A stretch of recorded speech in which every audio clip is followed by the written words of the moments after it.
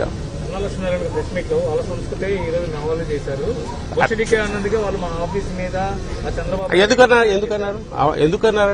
ఎందుకన్నాడు అంత కూల్ గా? ఏం ఆవేశం వచ్చింది ఆయనకు?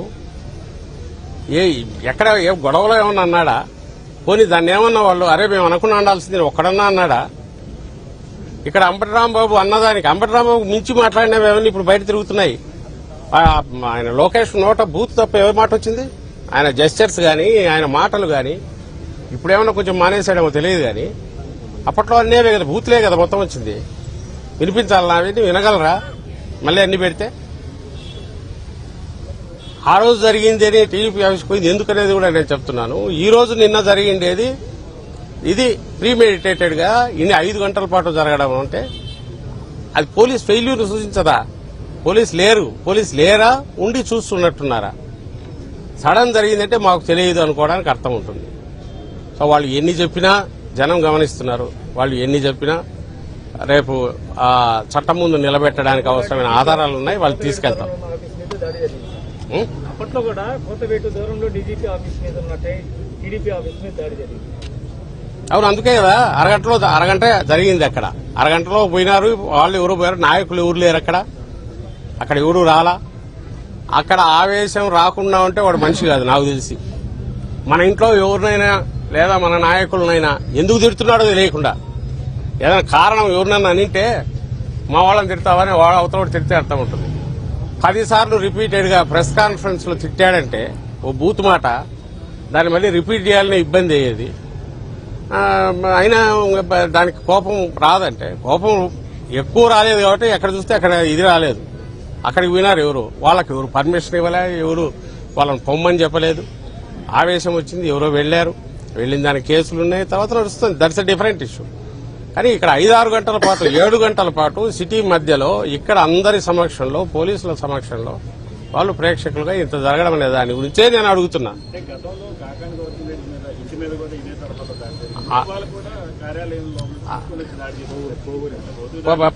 ప్రసన్న ఇంటి మీద జరిగింది.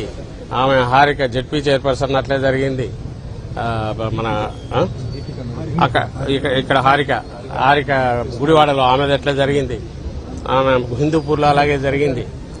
అండ్ ఏమిటంటే టెర్రరైజ్ చేస్తున్నారు, అంతే టెర్రరైజ్ చేస్తున్నారు. ఈ ప్రాసెస్ లో మమ్మల్ని టెర్రరైజ్ చేయాలనుకుంటున్నారేమో.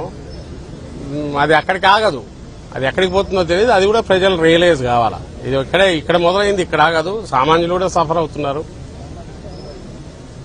అండ్ ఈ అలవాటు ఇది ఇట్లే అధికారం అనేది ఇట్లా ఇందుకే ఉంది అని అనుకున్న వాళ్ళు అధికారం లేక వచ్చినారు అంటే ఎంత దుర్మార్గంగా ఉంటుందో అది మనం ఇప్పుడు రుచి చూస్తున్నాం. దీనికి పరాకాష్ఠగా నాకు అన్నిటికంటే పరాకాష్ఠగా నిన్న జరిగింది ఎందుకు కనపడిందంటే అంతసేపు జరగడము, పోలీసులు అక్కడే ఉండడము, ఎంటైర్ పోలీస్ పై నుంచి బాసెస్ ఎవరు రెస్పాండ్ కాకపోవడము, ఎవరికి చెప్పాలనో దిక్కు తెలియని పరిస్థితిలో మేము ఉండాల్సి రావడము, లోపల అంతమంది ఉంటే వీళ్ళ ప్రాణాలకు ఏమవుతుంది అనే ఆలోచన కూడా వాళ్ళకు రాకపోవడం, క్లియర్ అటెంప్ట్ మర్డర్ జరుగుతుంటే వాళ్ళకి ఏదైనా అవుతుందా అనే ఆలోచన వాళ్ళకి రాకపోవడం అనేది దిగ్భ్రాంతి కొలుపుతుంది, భయం వేస్తుంది. దాన్ని చూస్తే మామూలు వాళ్ళు కూడా చుట్టూ ఉండే వాళ్ళు కూడా ఆ భయం వచ్చి రావాలని వాళ్ళు కోరుకున్నట్టున్నారు. బట్ మేమైతే వాటికి సంబంధించి విరమం ప్రిపేర్డ్గా ఉన్నాం. నేను ఇంతకుముందు అన్నట్టు అహింసాయుతంగా చట్టబద్దంగా చట్ట ప్రకారం న్యాయస్థానాలను ఆశ్రయించి చేయాల్సింది చేస్తాం. ఫ్యూచర్లో అధికారం లేకొచ్చాక వాటిని ఏ రకంగా ఎట్ట చేయాలనేది లాజికల్ ఎందుకు వాటిని కూడా తీసుకెళ్తామని చెప్తూ సెలవు తీసుకుంటాం. థ్యాంక్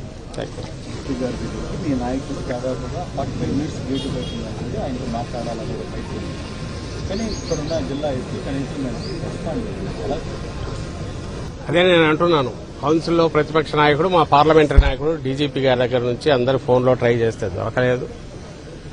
9 గంటల నుంచి తర్వాత మా ఇక్కడ ఉన్న నాయకులు, కాన్స్టిట్యున్సీ ఇన్ఛార్జెస్, మాజీ ఎమ్మెల్యేలు, సీనియర్ నాయకులు అందరూ ఎస్పీ గారి కోసం ట్రై చేశారు. అందులో మాజీ హోంమంత్రి గారు, ఫార్మర్ హోంమంత్రి సుచరిత గారు, ఆమె ఉన్నారు, ఒక మహిళ మాజీ హోంమంత్రి. వెళ్లి గేటు బయట వెయిట్ చేయాల్సి రావడం అంతకంటే ఘోరం ఏముండదు. అది నిజంగా ఆశ్చర్యం వేస్తుంది. గేటు బయట వెయిట్ చేసి 40 నిమిషాల పాటు ఆఖరుకు ఆయన దయతో సరే నేను కాదు అడిషనల్ ఎస్పీని కలవండి అంటే ఈ పైరవీకారులాగా పోవాల్సిన పరిస్థితి ఓ ప్రతిపక్ష పార్టీకి, ప్రతిపక్ష నాయకులు పట్టించినారంటే మా సంయమనాన్ని, మా నిగ్రహాన్ని ఎంతవరకు టెస్ట్ చేయాలనుకుంటున్నారో అర్థం కావట్లా. అంటే ఏం చూపాలనుకుంటున్నారు? నిన్న ఈవినింగ్ కంట్రోల్ చేయలేరా పోలీసు అనుకుంటే, మాబ్ వస్తే 10 నిమిషాల్లో క్లియర్ చేయలేరా? అలాంటిది 5 గంటల పాటు నడవనిచ్చి తరువాత అంబటి రాంబాబు గారిని అక్రమంగా అరెస్ట్ అనే రూపంలో తీసుకెళ్లి, అరెస్ట్ ఊరిని వాళ్ళని చేయాలా, ఈయనని తీసుకెళ్లి ఆ తర్వాత కూడా మళ్ళీ గంటన్నర పాటు వాళ్ళు పెట్రోల్ బాటిల్ వేసి ఇంకోటి తగలబెడతా అంటే దిక్కు ముక్కు లేదు. అసలు అసలు నిజంగానే ఒక సివిలైజ్డ్ కాదు. ఏమాత్రం ఒక సమాజం మామూలు ఒక స్ట్రక్చర్డ్ సమాజంలో ఉన్నామా లేమనేది వచ్చింది. అరాచకంలో ఉన్నామా, అరాచకమే రాజ్యం వెళ్తాందా అనిపించేది కనపడింది. అయితే ఆర్గనైజ్డ్ అరాచకం, అది డేంజర్. అరాచకం అంటే ఏదో ఎవడో వచ్చేసి పిచ్చి కుక్కల్లాగా మీదకి వస్తే వాళ్ళని కాల్ చేయొచ్చు, చంపొచ్చు, తన్నొచ్చు, ఏదో ఒకటి చేయొచ్చు. కానీ అది కోఆర్డినేటెడ్ ఆర్గనైజ్డ్, దానికి అధికార బలం ఉపయోగించుకొని రావడం అనేది ఇక్కడ ఘోరం. అది నిన్న మొత్తం కనపడింది. ఇంకోటి కేంద్ర మంత్రి కూడా చాలా సీరియస్ ఒక వార్నింగ్ ఇచ్చాడు. చెప్తున్నా, మళ్ళీ చెప్తున్నా, ఆయన అదే అంటాడు చట్టబద్దంగా. మేము చట్టబద్దంగా అంటాం.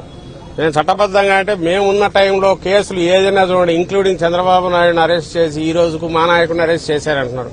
అది కేసు నిజం ఉందని నిన్న ఈడీ మళ్ళీ ప్రూవ్ అయింది. ఎక్కడ కూడా తప్పుడు కేసు కొత్తగా పెట్టి ఒకేసారి 2-3 కేసులు ఎక్కడి నుంచి ఆకాశం నుంచి ఊడిపడి అరెస్టులు చేసేవైతే మా దగ్గర లేవు.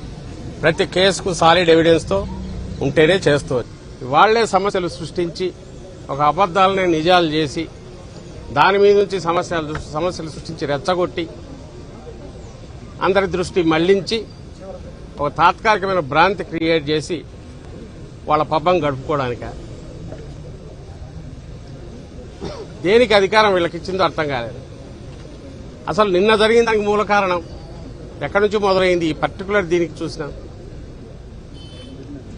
తిరుపతిలో పవిత్రమైన తిరుమల శ్రీ వెంకటేశ్వర స్వామి ప్రసాదం లడ్డూలో జంతువుల కొవ్వు కలిసి ఉందని అన్నది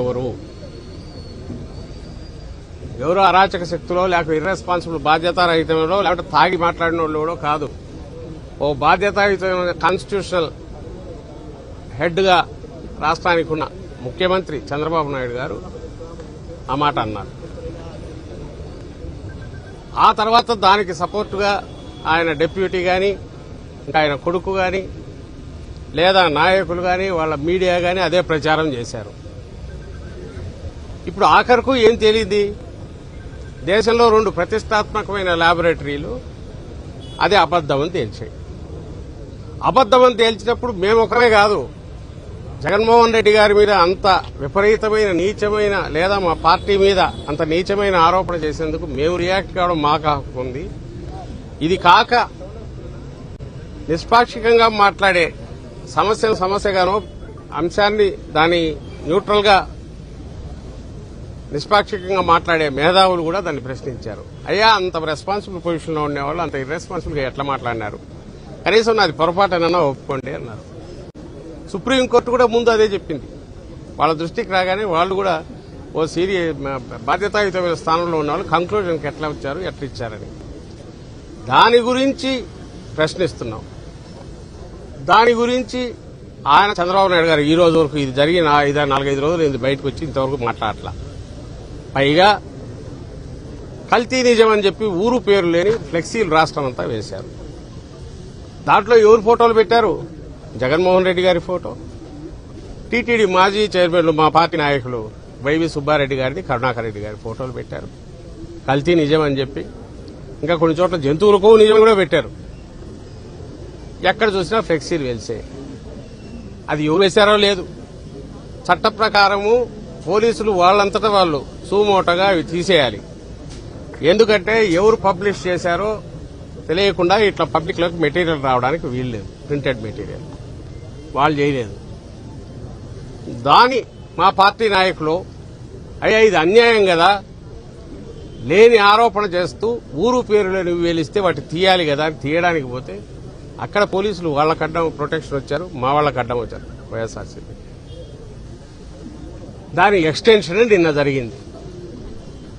సరే, నిన్న నిర్ణయం లేక నేను పోను. రాంబాబు గారు ముందు రోజు చెప్పారు, నిన్న వెళ్లారు. నిన్న ఆయన వెళ్ళింది టెంపుల్కు వెళ్లి వస్తుంటే కర్రలతో ఎందుకు ఉండాల్సి వచ్చిందండి వీళ్ళు? పోలీసులు ఎందుకు డిస్పర్స్ చేయలేకపోయారు? వాళ్ళని ఎందుకు టెన్షన్ క్రియేట్ అయితే మేము కత్తులు ఎత్తుకోకపోతే కట్టలు ఎత్తకపోతే మమ్మల్ని తరిమితే అర్థం ఉంది, అరెస్ట్ చేయొచ్చు. వాళ్ళు కట్టలు పట్టుకొనో రాళ్లు పట్టుకొనో ఇంకో రకంగానో వాళ్ళు దాడికి సిద్ధంగానో బూతులతో తిడుతూ ఉంటే వాళ్ళని నివారిస్తారా? వాళ్ళతో ఎందుకు మీరు పోండి సార్ అని చెప్పి ఇటు పక్క నుంచి మమ్మల్ని పంపిస్తారా?